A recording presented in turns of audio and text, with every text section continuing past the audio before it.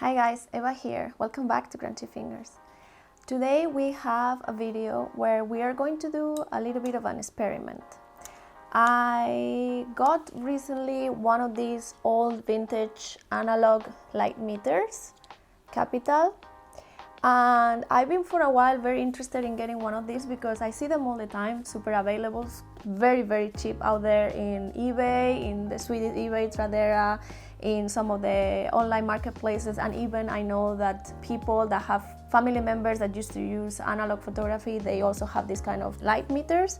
This one in particular is from the 60s, and I've been really curious to get one and see how it does, see how film react to using the settings that this kind of light meter can give us when we go out and shoot. What you are gonna see today is a video that we shot a while ago. I wanted to do this intro after we got the photos to comment a little bit in the experience in itself. And first I think we can go through how these light meters go. So these light meters are gonna call it analog light meters.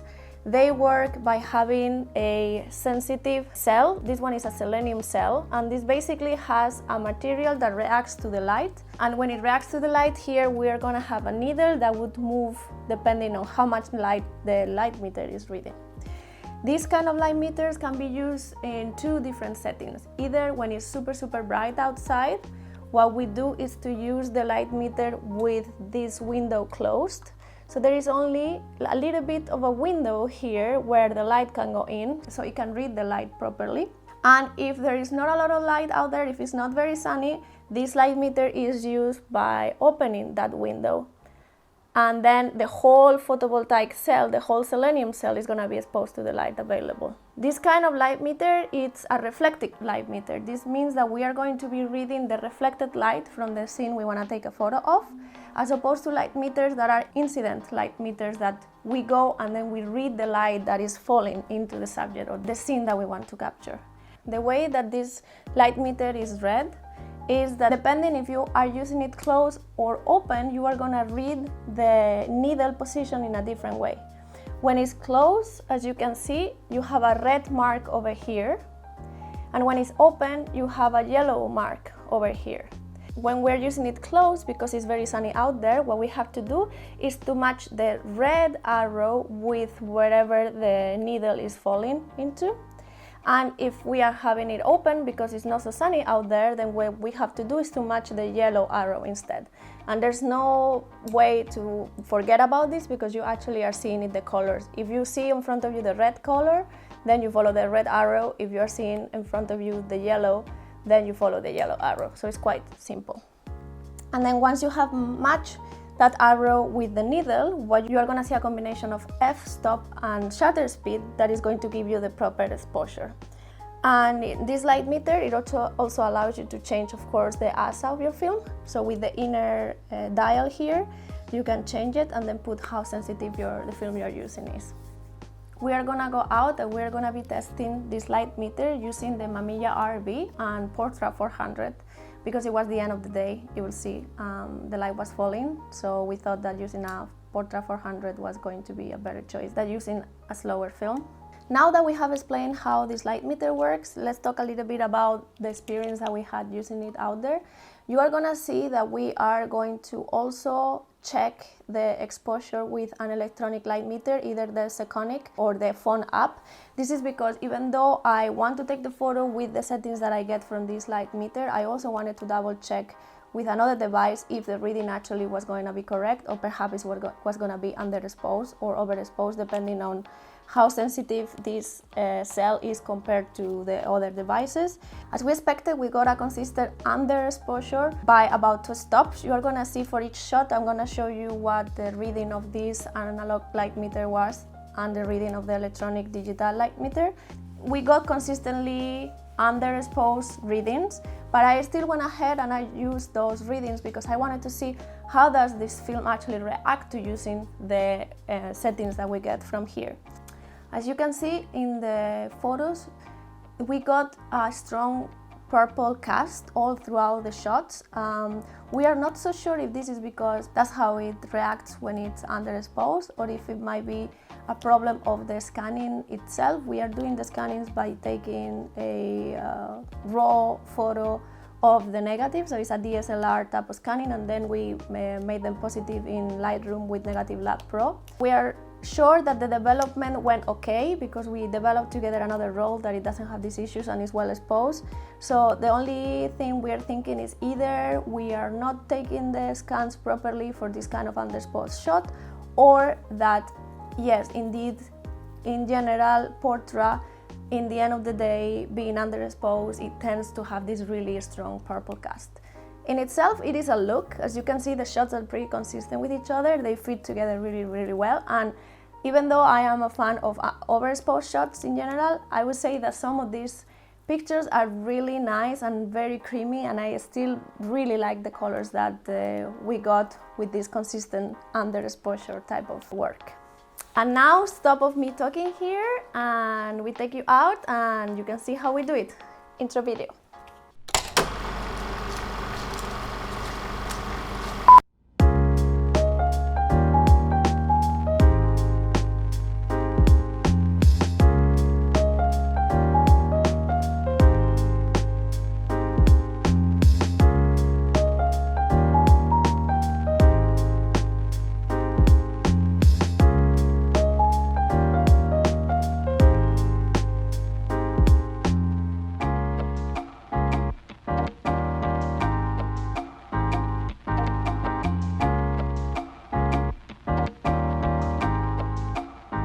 So I'm gonna take a photo of this car, and I will point it exactly to the part where I want to make the reading, and it's telling me for a 400 film, f5.6, 125th of a second. So Jimmy, with the electronic light meter in the phone, he's getting f4 100th of a second, and I'm getting f4 250th of a second. So it feels like the difference is about one stop. But as I said, I'm gonna go ahead and I'm gonna take the photo with these settings. We are shooting right now with a 65mm lens with a maximum aperture of 4.5. So for a 4.5, I will go for 125th of a second, rounding up. It is the first time that I'm using the Mamiya RB. I'm not so used to the wide level viewfinder where everything is the other way around.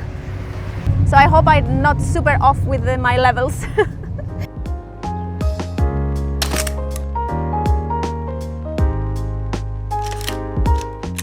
So here what we have in this scene, the light meter is telling us, when I focus at the chairs, 5.6 60th of a second. Jimmy got 5.6 20th of a second, so I think it's going to be quite underexposed according to the difference, but we'll see what we get.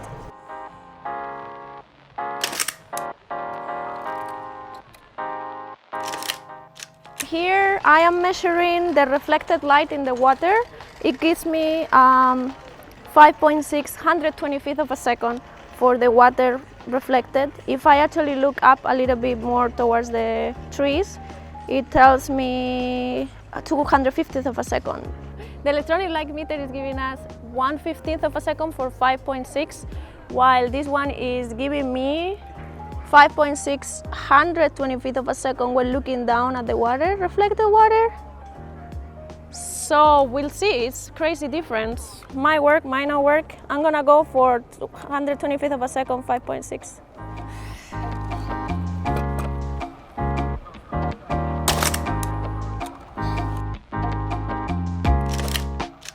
For these flowers, I am getting f4.5, approximately 1/25th of a second.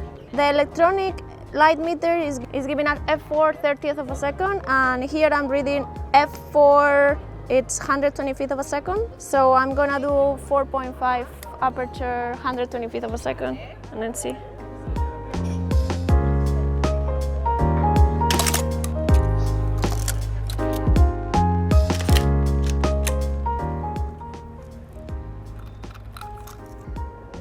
It's a little bit darker in this corner. This is telling us f4 30th of a second, and the electronic light meter is giving us 1/4 of a second. I'm gonna go for 4.5 15th of a second. Because we're going to use a tripod, we have to put the mirror lockup here and attach a cable release to avoid camera shake. The first step will be to put the mirror up to be able to take the photo, like this. The mirror will be up, and now when I press this one, it will take the photo. Once the mirror is up, you cannot reframe or focus again because it's completely covered.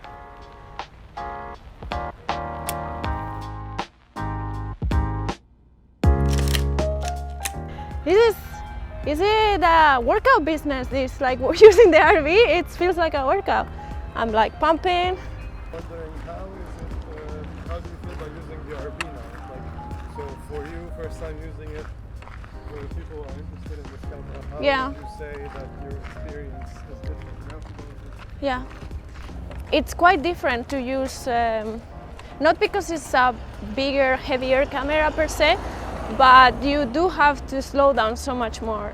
With the RC and the prism finder, of course you get the aid of reading the light and reading the camera. This one is like, if you're in a rush, don't use this kind of camera, but if you want to really be one with the photographic process, this is really nice. Like, I like to have to, you put it, you have to take your time to focus, you have to take your time to read the light, to put the settings, so it's definitely, I would say, holistic experience for photography, because you do have to stop for every single step that will make the picture.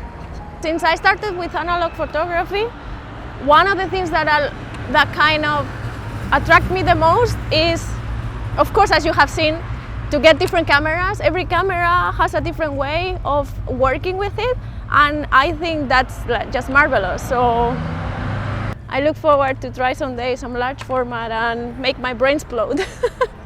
I just realized that we've been walking for so long, and the same way we took the camera in, we had to take it back. So yeah, it is what it is, I guess. It is what it is.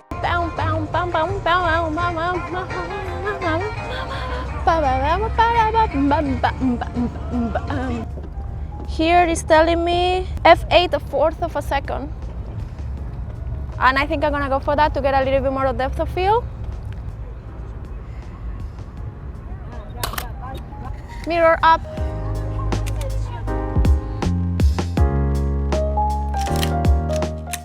The Seconic set 1/4 of a second at f4, so that means that according to that I underexposed by 2 stops.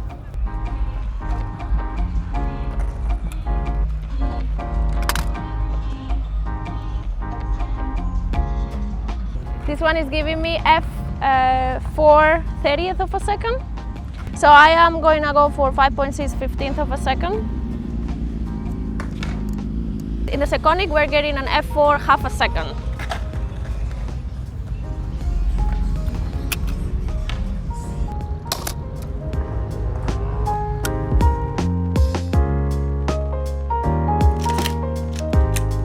Here is telling me f4 15th of a second, 5.6 8th of a second. I'm gonna go for 5.6 8th of a second. The electronic light meter, it went anything between 1/4 of a second and 1 second.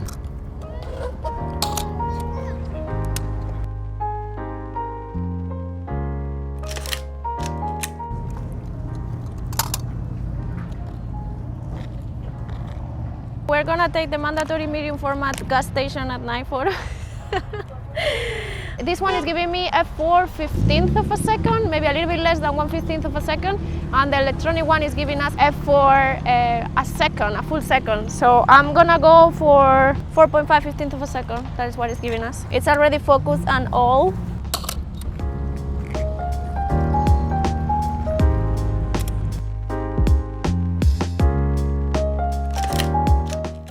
And we have 1 photo left. We waited a little bit on the day because it was super hot today, and it's actually nice because now the light has completely run out, so we had the opportunity also to test how it does when there is almost no light available, so kind of like nearly night shot. The light was pretty even all throughout the day, and now we are able to try it with a very low light condition. This is nearly about to say that there is no light available. f4.5 at the 4th of a second. And the electronic one. So it turns out that now it seems like the electronic light meter and this one are pretty much even. So this one, it tells me 4.5 at 1/8 of a second. And the electronic one says f4 1/8 of a second. So it will be only a little bit underexposed. So I'm gonna go ahead with that. And we will focus on infinite. We bring down up the mirror. Release.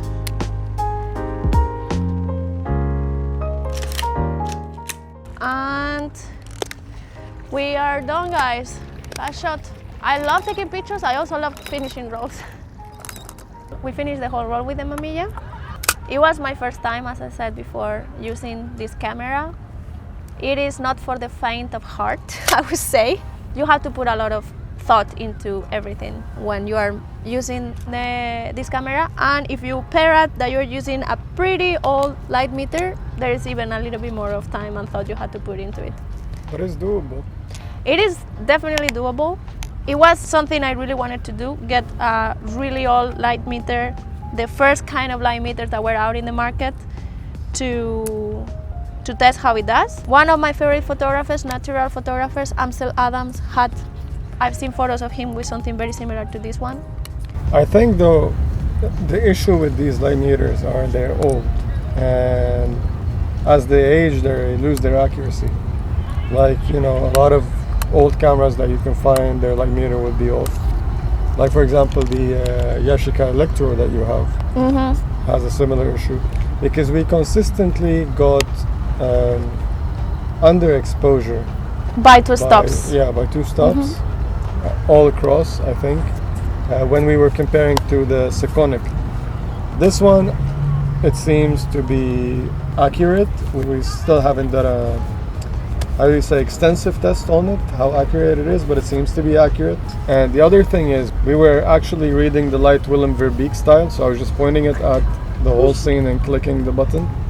You know, I think if, like now, you knowing that this one is two stops under, because we kind of calibrated it with this one, you can go ahead and use it for a long time. I mean, I don't know how fast it's degrading, but I think for a while now it's going to be the same as is. Yeah, so if someone is thinking about getting into trying to work with these kind of light meters, I think maybe a good idea, you don't really need to have a dedicated light meter, but everybody has either a phone or a digital camera at home. So I would get it and I would go out and see in different scenes what is the difference between this one and the reading you are getting with a digital machine. I think you can use a white wall at home. If you just point your digital camera at a wall, take a reading, see what settings it gives you, point this thing at the same wall, see what's the difference, and then compensate as you go out and shoot. If you really want to use this, I mean, it is consistent, but it just seems to be inaccurate. But it's consistently inaccurate. Yeah. Exactly. Keep in mind, we are judging the results without even having seen the pictures, because we assume that this is going to be accurate and this is going to be one or two stops underexposed. So we assume that that's what's going to happen. But hey, we don't know. That's the whole point of this test, right? Yes. Eva really wanted to know if these pictures are going to come out, regardless if we're not listening to light meters that we usually depend on. Yeah, I also found that there were not so many clear videos about how to use this kind of analog light meter, so I wanted to just put my little seed into how this actually works. It was really fun and interesting to do this comparison, reading lights with different light meters and seeing how the photos turn out. I'm very happy to have Jimmy here in the outro because he's the cameraman. This would not happen without him. We are so happy that you're watching this, that you've made it this far. If you like the video, please give us a thumbs up. It really helps the channel. Share with the people that you think they might like this, and give us your thoughts in the comments below. We are really looking forward to do many more videos. We are looking forward to grow. We are looking forward to give back to the community, and this would actually not happen without you. Peace.